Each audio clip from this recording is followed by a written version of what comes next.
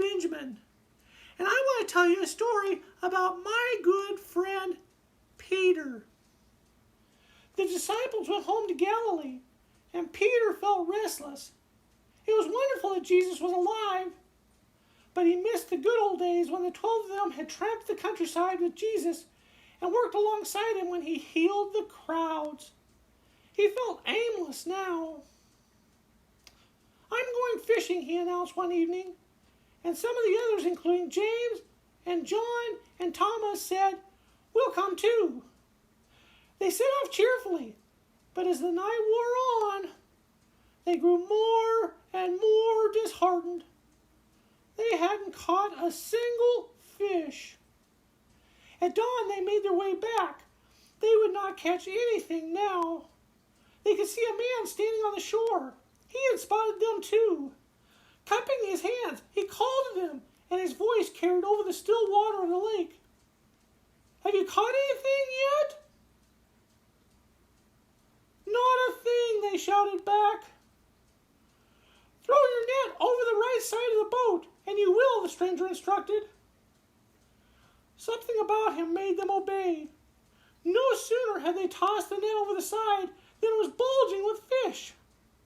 They could scarcely haul back on board. "It's the Lord!" John exclaimed. At once Peter jumped over the side of the boat and made for the shore, leaving the others to follow more slowly in the boat. Jesus was cooking breakfast by a charcoal fire, and there was a delicious smell of grilled fish. "Bring me some more fish," Jesus said.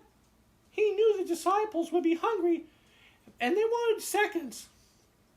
Peter dashed back to help pull the heavy net up on the beach.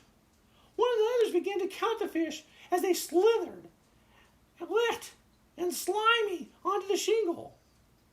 There was 153.